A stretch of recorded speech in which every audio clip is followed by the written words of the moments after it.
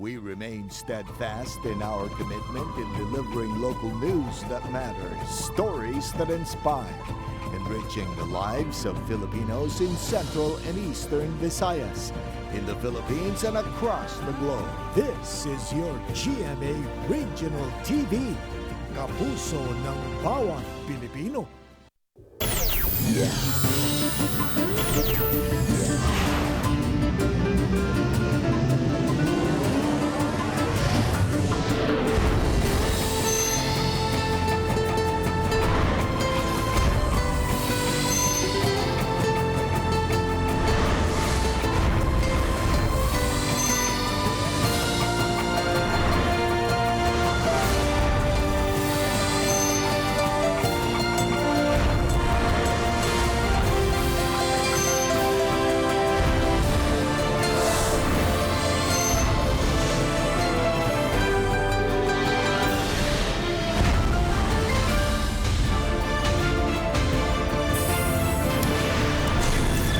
Ang GMA Regional TV Balitang Bisdak.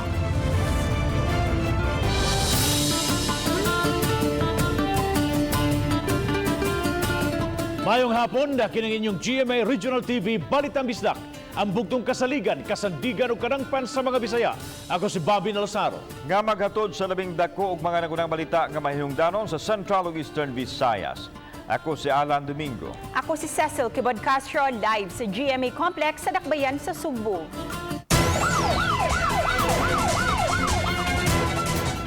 Sakop sa Bureau of Fire Protection, patay atol sa anti-drug operation sa Barangay Rizal, Sugod, Southern Leyte. Nasayran nga nakigpinusilay ang suspitsado sa mga pulis. Hinungdan nga kini naposilan. Samtang sa Ormoc, kanhi sakop ni Kerwin Espinosa nadakpan atol sa bypass operation. Ani ang report. Gisuwayan paunta sa pagtabang si Jody Dacan, 40 anyos, sakop sa Bureau of Fire nga nadestino sa Mahaplag Fire Station. Apan gideklarar siya nga dead on arrival sa ospital, human mapusili sa makadaghang higayon sa mga sakop sa kapulisan. Gipahigayon ang joint buy-bust operation kagahapon sa mga sakop sa Southern Leyte Provincial Police Office ug sa Southern Leyte Provincial Drug Enforcement Agency. Base sa report sa kapulisan, nakigpinusilay si Daklan dihang natigayon na ang buy-bust human siya makabantay nga miyembro sa kapulisan ang pusher buyer. Samtang sa Dakbayan sa Ormoc, kanhitaw sa gihulagway nga Eastern Visayas drug personality nga si Kerwin Espinosa na sikop atol sa buy-bust operation sa kapulisan. Si Alfred Cres Batistis, 38 anyos, ug usa ka lending collector nadakpan sa sitio Mahaba, Barangay San Jose, Ormoc City kagahapon. Matud sa kapulisan, ilang napalitan og drogas nga mobalor og 500 pesos si Batistis. Human madakpi laing upat ka mga pakete sa gituhang shabu ang nakuha sa bag sa suspitsado. Dugang sa kapulisan, siya ang gipasanginlan sa pagpatay sa usa ka retiradong pulis sa Albuera, Leyte. Nico Sereno, Balitang Bisdak. Horot-horot na karon ang supply sa bakuna sa Dakbayan sa Talisay, tungod ni rin nangayo sila og dugang supply sa Department of Health. Ang report ni Fimarin Dumabok. Sa 1,500 ka mga doses sa bakuna nga nadawat sa Dakbayan sa Talisay sa niaging Lunes, 341 na lang ang gitiwas karong adlawa. Nabantayan sa Talisay City Health Office nga nagkadaghan ang mga taga-Dakbayan nga nagpabakuna. Subay niini, nangayo og dugang 2,000 ka mga doses sa bakuna ang Talisay City Health Office. Nakabakuna ng Dakbayan og dulaan sa 20% sa 4,500 sa mga senior citizen nga naa sa ilang master list. Nanawag namin sa Provincial Health Office nga na kontak si Dr. Agiango o si Lorraine, ihatag nila karon ng additional nga 2,000 doses AstraZeneca. Gawa sa bagong mga nagpabakuna, namalik na usab ang mga senior citizen alang sa ilang second dose. Hinungdan nga gibahin og duha ka vaccination site ang Lagtang Gym. Usa sa nakakompleto na sa duha ka doses sa bakuna si Executive Justice Gabriel Ingles sa Court of Appeals Cebu Station. Dili lang kay protection sa atong kagalingon, kundi magpatabang sa ita nga ma-protehir ang uban. Unless nga maka-vaccinate siguro og 70%, nga maka-develop tag herd immunity. Samtang sabutan pa sa Emergency Operations Center o Talisay City Mayor ang pamaagi sa pag-avail sa geolocate nga Pfizer vaccine alang sa taga Talisay City. Uba ni John Sulon. Ako si Marie Dumabok. Balitang Bisdak. 500 milyones pesos nga gahin sa nagbansog aron ipalit og COVID-19 vaccine ayan i-realign sa konseho aron maggamit sa laing katuyuan. Ano ang report? Gipaybaw ni Vice Mayor Michael Rama, presiding officer sa konseho sa Dakbayan Sugbo, nga ilang i-realign ang 500 milyones pesos nga unang gigahin sa Dakbayan aron ipalit og bakuna batok sa COVID-19. Humani pasalig ang nasudnong kagamahanan nga hatagan og supply sa bakuna, nakahukom ang konseho nga gamiton ang 500 pesos sa laing katuyuan. Nasayran nga hangtod karon, wa pay bisan usa ka local government unit sa nasod ang nakapamalit og kaugalingong bakuna sanglit ipaagi man sa proseso o sa tripartite agreement. Ako sang ipangutana, General, should I continue with the sangguniang panglungsod pursuing the 500 million for vaccine? Do not anymore. Because if katong mga gisulti sa gobyerno niya plus istorya na ko ni Presidente Duterte. Sa gayon nga marialay na ang gahin gamito ng pundo alang sa COVID intervention program. Lakip na sa pag-hire og dugang mga personnel o mga pasilidad sama sa vaccination site. Anindot kayo rin magamit. Mahuma na to si CMC. Mahuma na to ang mga gikinahanglang humanon kay tagan kay tang humanon ay. Kauban si Cleofer Lumayag, ako si Alan Domingo. Balitang Bisdak. Hingusgan sa Mandawi City kining paggukod sa mga nag-operate nga mga illegal nga pasugalan o mga STL kun small town lottery. Ang detalye sa report ni Nico Sereno. Sa pagsusi sa kadalanan sa Mandawi, may pipila ka mga dapit nga dunay mga stalls sa STL o small town lottery. Ang uban niini mabantayan nga temporarily closed pauna. Kahinumduman karong bag-o mihangyo ang Philippine Charity Sweepstakes Office kon PCSO kabahin niini.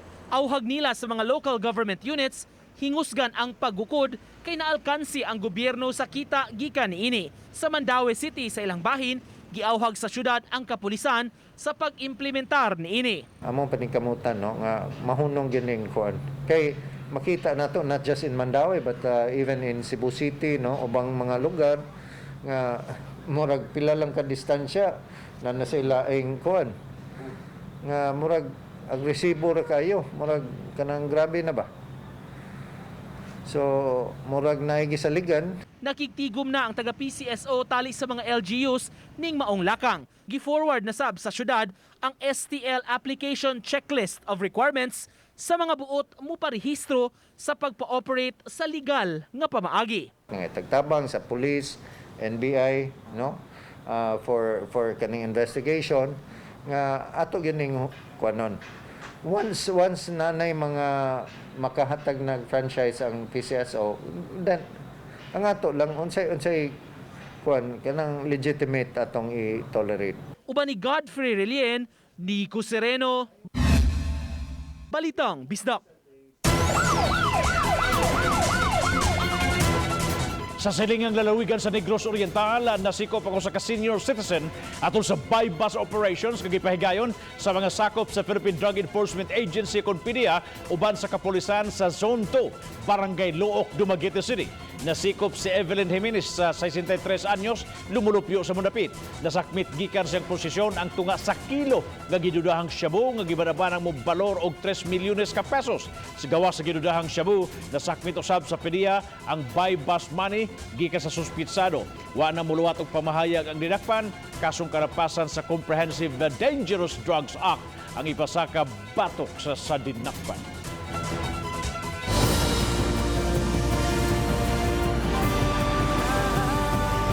Kini ang GMA Regional TV Balitang Bisdak.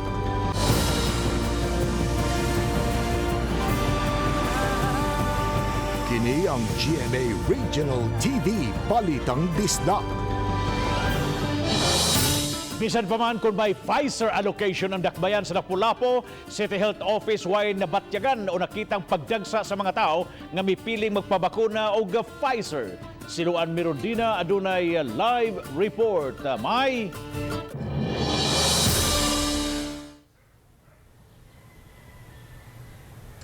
Yes, Bob, tulo ka mga rason ang gitan-aw karon sa taga Lapu-Lapu City Health Office nga posibleng hinungdan niini. Una, posibleng dili paingon niya nakadaghan ang mga tao ang nasayod nga may Pfizer vaccine allocation ang Lapu-Lapu City gikan sa DOH7. Ikaduha mao ang accessibility tungod kay ang vaccination site atuwa man sa Chongwa Hospital sa Cebu City. Ug ang ikatulo, posibleng kampante na ang mga taga Lapu-Lapu sa Sinovac ug sa AstraZeneca tungod kay menos lang ang mga nakasinati og side effects. Nagsugod na ang pag-andam sa master list sa Lapu-Lapu City Health Office sa gustong magpabakuna sa Pfizer.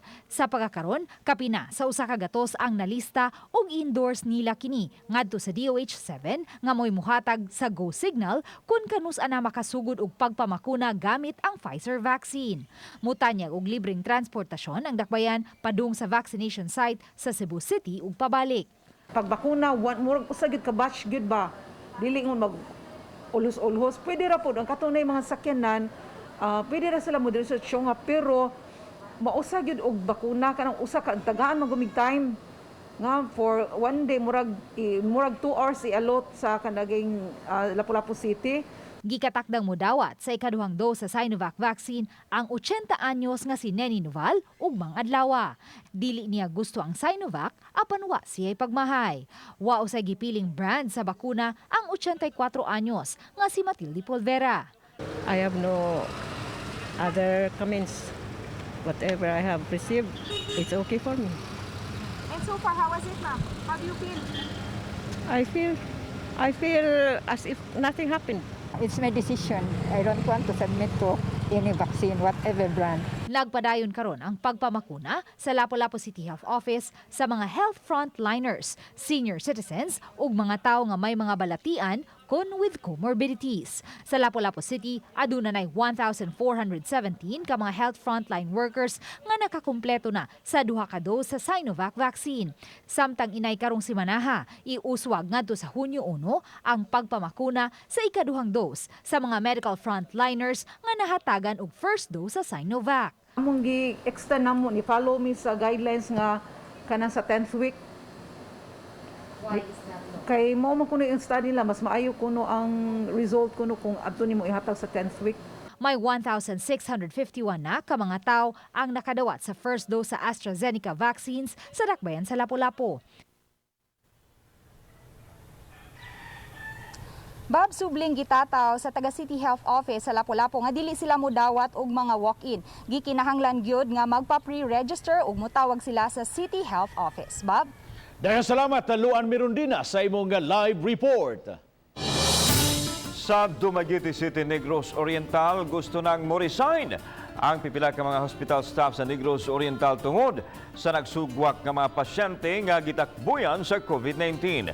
Sa virtual media briefing sa Provincial Health Office, gibutyag ni Dr. Lilan Estacion, spokesperson sa Provincial Health Office sa Negros Oriental, nga gusto na silang mo-resign silang kasakmuyo tungod sa ilang kakapoy. Sa pagkakaroon, nagkuwang na ang mga hospital beds sa upat ka mga private hospitals.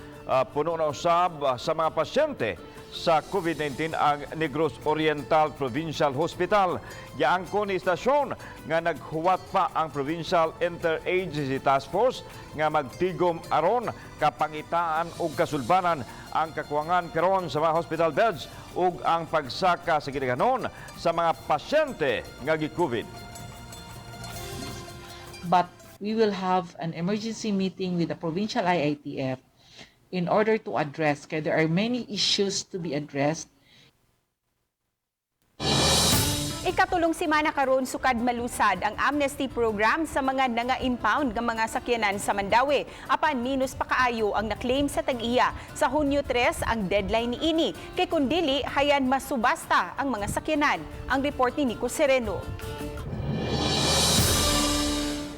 Sukad malusad ang amnesty program sa mga na-impound nga mga sakyanan sa Mandawi nga nagsugod ni atong Mayo 3, duha pa lang ka mga sakyanan pulos motorsiklo ang naklaim sa tag-iya. Ang amnesty gihimo aron mahatagan og discount ang tag-iya sa mga sakyanan nga na-impound gikan tuig 2015 hangtod 2020. Daghan-daghan na diri ang nagpa-evaluate sa ilang storage fee. Ang ni kuha pa lang sa ilang motor, duha pa lang 5,000 o 15,000 discount. Ang uban ani man gini nagkuan siguro nagtigom og kwarta niya basin pa sa June 3. Wala na extension nga ihatag ang city government. Human sa Hunyo 3 nga deadline, kung di gyud maklaim, lihukon sa syudad ang pagpa-dispose sa mga sakyanan, pagpa-auction o pagdonar niini sa kabarangayan nga nanginahanglan. Ipaagi pa hinuon kini og lakang sa City Council. Si Konsehal Jimmy nga iyaning kaning pwede pa magamit, i-donate na to sa kada barangayan. So muna yung objective na to. After donation, muna ng auction ang sunod. Sa impounding area sa Mandawi, kapin sa 1,000 ka mga motorsiklo ang na-impound sugod 2015 hangtod 2020. May 20 ka mga four-wheelers o 15 ka tricycle units. Apan sa inisyal nga pagsusi sa taga-team, gamay ra kaayo niini ang magamit pa ug muandar ang makina. 25 sa mga motorsiklo, 13 ka mga tricycle ug 3 sa mga four-wheeled vehicles. Ang uban, hayan ipasusi pa hinuon sa mekaniko. Uban ni Godfrey Relien, Nico Sereno, Balitang Bisdak. Sirada na gyud ang NOAA complex sa Daghang Sugbo nga nagserbisyo sa mga tawo nataptan sa COVID-19 apan giplanuhan kini nga himuon nga vaccination site. Ani ang report. Officially signing off na ang NOAA complex nga naa sa SRP sa Dakbayan Sugbo karong katapusan sa Mayo. Nagamit kini dulan sa usa ka tuig nga nagserbisyo sa mga taga-Dakbayan Sugbo ug sa ubang dapit nga nag-COVID positive. Emotional ang nagduma sa NOAA sa pagtak-op sa ilang pasalidad dungan sa pagkatapos sa kontrata uban sa pribadong kumpanya nga may paggamit niini sa Dakbayan sa Sugbo. Mukapin sa 3,000 ka mga pasyente ang naserbisyohan sa NOAA nga nagsilbing isolation facility. Apan gawas nini nahimo usab di aing paanakan o birthing center ang NOAA sa mga COVID patient nga nagsabak. Adun na usa ka pasyente ang NOAA nga hapit na usab magkagawas. Thank God, every day there were more people coming in to help. Kay namdom ka, Ma'am Joy, emotional kay ko, inana ba, magtanaw ko sa mga mata, nga gipangkuha na sila sa ilang pamilya, mag-shades man ko, di makita. Mutakop man ang NOAA Complex Isip Isolation Facility apan magpadayon ang serbisyo nini isip bagong vaccination site. Mato ni Vice Mayor Mike Rama nga doon na initial talk tali sa syudad o sa representante sa kompanya. Kanang lugar niya hybrid. Pwede na siyang drive-thru o pwede na siyang huge vaccination site. Kung musugot si Michael Gleisner. Kauban si Cleofer Lumayag, ako si Alan Domingo. Balitang Bisdak.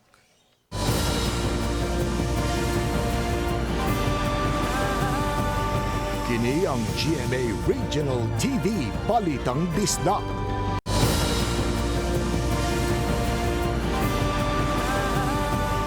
Kini ang GMA Regional TV Balitang Bisdak.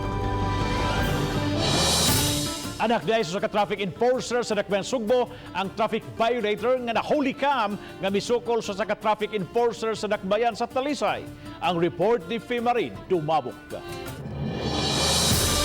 Hangtod karon, wa pa mo patimaw ang 22 anyos nga traffic violator sa City of Talisay Traffic Operations and Development Authority kon City Toda. Human mahitabo ang insidente nitong Domingo sa hapon sa May Cebu South Coastal Road. Nahuli ka mang 22 anyos nga wa magsulob og helmet apan inay nga mohunong nilugnot og misibat palayo sa traffic enforcer. Sa dihang nailog sa taga City Toda ang yawi sa motor, nahuli ka pang 22 anyos nga milayog sa traffic enforcer. Gawas nga way helmet, wa usab kini lisensya. Mato ni Joy Tumulak ang hepe sa City Toda nga nipatimaw ng amahan sa 22 anyos nga usa-usab ka traffic enforcer diya sa Dakbayan sa Sugbo. Among giawhag kang maong traffic enforcer nga ipakita pagbalik ang iyang anak dinhi sa atong opisina aron atong maimbestigar. Matod pa sa amahan nga mi kuha na ni og diretso sa maong motor without sa ilahang knowledge, unya diha na sila nahibaw sa hitabo, human sila makadawat og tawag. Padayong naka-impound ang motorsiklo. Mibahad si tumulak nga kung dili man mapatimaw kanila ang 22 anyos, hayan mo dangop na sila sa balaod. Kinahanglan nga mahatagan gyud og pahimangno or leksyon ang maong batanon tungod kay una sa tanan ang iyang amahan usa ka traffic enforcer, so nasayod og unsay balaod sa atong trapiko. Naisyuhan og citation ticket ang 22 anyos kay nagmaniho sa motor nga way helmet, way lisensya ug way pagtahod sa person and authority. Makamulta kini og 1,000 ka pesos matag kalapasan ug 100 ka pesos ka storage fee sa gi-impound nga motorsiklo matag adlaw. Oba ni John Sulon. Ako si Marie Dumabok. Balitang Bisdak. Aduna na mga nga gi-endorso ang lakas MD ngadto sa DILG aron mohulip sa duha ka nabakanting pwesto sa konseho sa Dakbayan sa Lapu-Lapu. Nunod sa pagkaliwan sa duha ka mga konsehal karong tuiga, gipasabot ni Lapu-Lapu City Lone District Representative Pastor Dasa nga ang lakas si MD gihapon ang makatuboy sa makapuli kang anhing konsehal Marshall Ikong nga napili sa katungdanan samtang sakop pa sa partido. Si Ikong mibalhin sa PDP laban ni adtong 2019 samtang may pangaraw sab ang partido nga ihulip kang anhing konsehal Joe Dungog nga mitaliwan usab. Dili lang una ko mo ingon kay part na sa kuan sa grupo. Unya na lang siguro when it's there kay makukibaw kinsa ang maaprobar. Mga barangay officials o personnel sa Mandawi City gipaubos sa refresher seminar kabahin sa mga lagda sa road clearing. Ang taga-City Enforcement Unit nga ubos sa team ang nangunay sa pag-seminar sa mga lain-laing barangay. Katuyuan niini mapahinumduman ang mga personnel kabahin sa pagpabilin sa hapsay ug way makaali nga kadalanan. Subay kini sa kamanduan nga i-maintain gayud ang road clearing operations aron dili mo balik ang mga obstructions. Matud sa hepe sa team nga adunay mga ginagmayng mga ambulance vendors nga namalik na sa daan. Atong kabarangayan gi-orient na sa nato, no, para ang ilang task force makat-on nya makaibaw unsay mga ordinansa nga ilang subayon.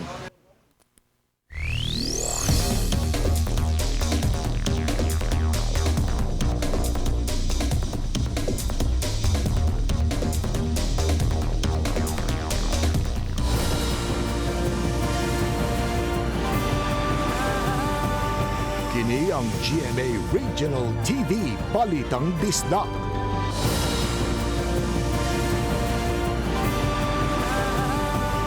Kini ang GMA Regional TV Balitang Bisdak. Sa silingang lalawigan sa Bohol o sa Kamananagat nga gipangita human mahanaw sa ilang Pinoyanan sa Limasawa Island sa Southern Leyte naluwas sa may lungsod sa Anda, Bohol. Giila ang mananagat nga si Ruben Orias Rosilio, 42 anyos, lumulupyo sa barangay Triana, Limasawa Island. Matod ni Rosilio nga nanagat siya nitong miaging Martes sa gabi, dihang namatyan siya sa makina sa iyang gisakyan nga motorized bangka o gianod tungod sa kakusog sa baod. Naluwas siya sa mga sakop sa Philippine Coast Guard sa Kandihay samtang nagpautaw-utaw ang gisakyan niyang pamboat. Maayo ra hinoon ang kahimtang ni Rosilio kinsa giatiman karon sa kagamhanan sa lungsod sa Anda, Bohol. Sa labing awahing kalambuan sa COVID-19, natala sa DOH-7 ang 3,226 total COVID cases gahapong adlaw. 208 niini mga bag-ong kaso. Sa Cebu City, 373 ang active cases, 44 niini mga bag-ong kaso. Samtang 185 usab ang active cases sa Dakbayan sa Lapu-Lapu, 8 niini mga bag-ong kaso. 210 usab ang active cases sa Mandawi City, 7 niini mga bag-ong kaso. Sa mga lalawigan sa Central Visayas, ang Bohol paghihapon ang adunay labing taas nga mga active cases nga moabot sa 1,140, 38 niini mga bagong kaso. Samtang 495 ang mga active cases sa Sugbo, 26 niini mga bagong kaso. Sa Negros Oriental, misaka na ngadto sa 809 ang mga active cases, 83 niini mga bagong kaso. 14 na usab ang active cases sa Siquijor, 2 niini mga bagong kaso.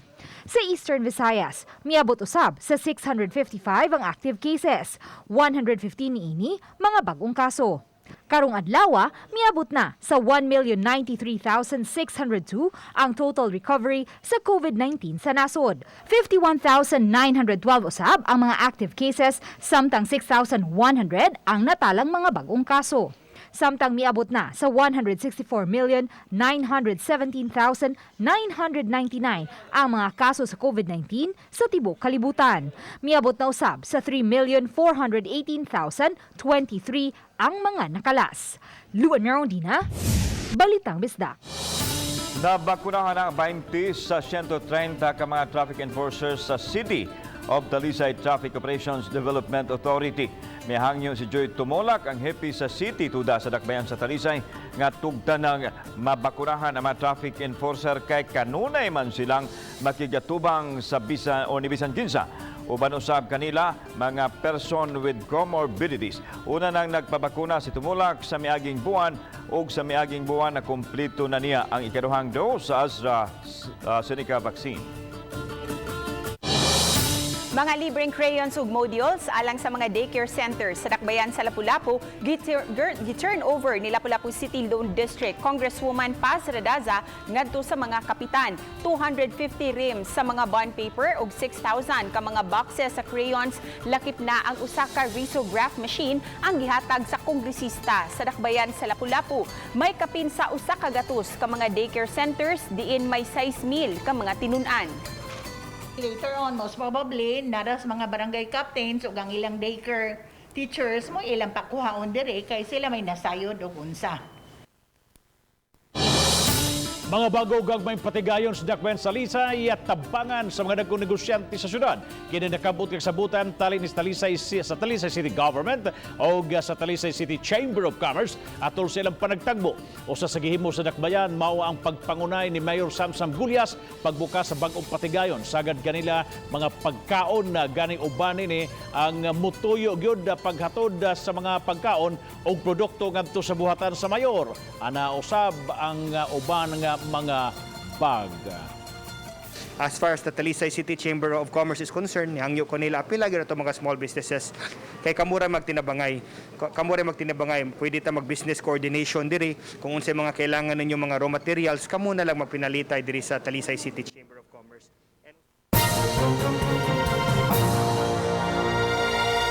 Mo kinito ang latest weather update karong adlang Huwebes, May 20, 2021. Wala kita gi-monitor nga low pressure area sa sulod ug sa gawas sa Philippine Area of Responsibility, samtang intertropical convergence zone nagapekto karon sa tibuok Kabisayaan, sa Mindanao, apil na ang probinsya sa Palawan. Easterlies nakapekto pod sa nahibling bahin sa Luzon. Og sa tuang forecast karong sunod na 24 oras, ang Metro Cebu apil na gyud ang kinatibuk ang bahin sa Kabisayaan, apil na ang Palawan ingon man ang Kalayaan Group of Islands. Dunay pagkisdom o pagkamadag-umon sa kalangitan, apan dunay hinuig gihapoy mga sunny periods ug inubanan kini sa mga katag ng mga pag-ulan ug mga pagpanugdog og kilat tungod sa direct effect niining ITCZ. Ang Occidental Mindoro dunay pagkamapanganuron ngadto na gyud sa pagkamadag-umon sa kalangitan, inubanan sa mga patak-patak ng mga pag-ulan ug mga pagpanugdog og kilat tungod sa mga localized nga thunderstorms ingon man sa easterlies. Para sa dugang update, bisitaha ato ang website gikan diri sa Mactan sa buhatan sa Pag-asa Visayas DOST kini si Miwa Agiri o may adlaw. Tugutan na sa Dakbayan Sugbo ang mga paugnat sa kusog o mga individual sports nga magbansay sud sa Cebu City Sports Center. Apan gihan ay pa ang mga lagda sa dili pikani itugot aron masiguro nga malikayan ang posibleng COVID transmission. Gitigom na sa Emergency Operations Center ang mga coach kabahin ini usa sa himuon ang pagsuta sa family background sa mga atleta kung aduna bay mga comorbidity aron mahatagan usab og bakuna sanglit delikado kining matakdan. Ang lakang syudad isip paghupay sa gibating kabalaka sa mga bata nga naalang sa sulod sa ilang mga panimay sukad mitumaw ang pandemya. Nadugangan og 1 million ang populasyon sa nasod. Sukad January hangtod September 2020, kanusa nakasinati og pag-lockdown ang nasod tungod sa pandemya. Gitug-an sa Executive Director sa Population Commission Undersecretary Juan Antonio Perez III nga gilantawan nila nga di muubo sa 1.4 million ang nadugang sa populasyon sa tibuok tuig 2020. Apan usa sa ilang gitutukan ning tuiga nga State of the World Population Report alang dinhi sa atong nasod ang suliran sa nakadaghan nga adolescent pregnancy kun mga batan-on nga nag-edad og 10 anyos ngadto sa 17 anyos nga nanganak na. Sa 2019 pa lang matag adlaw mutala og 171 ka mga batan-on ang nanganak. Gihulagway kini sa POPCOM nga usa ka national social emergency. Hinungdan nga ilang gilusad ang kampanya nga My Body, My Own kon bodily autonomy, mga programa paghatag og tingog ug pagpahibaw sa ilang katungod sa kababayen-an ug kabataan. Gilusad kini online. Cordillera reports a 46% increase in teen pregnancy, which is Baguio and the provinces around it. Region 3, Central Luzon, is reporting an increase in the first 6 months of 2020. Daghang salamat sa mga kapuso nato apilang na sa gawa sa nasod nga Kisayod sa mga dagkong mga nagunang balita sa rehiyon. Ako si Alan Domingo. Ugi ka namong tanan dinhi sa Central ug Eastern Visayas. Ako si Cecil Kibod Castro. Ang inyong balita nga among balita kay matag lokal nga balita mahinungdanon kining inyong GMA Regional TV Balitang Bisdak. Buong puso para sa Pilipino. Ako si Bobby Nalsaro ug maayong hapon mga kapuso.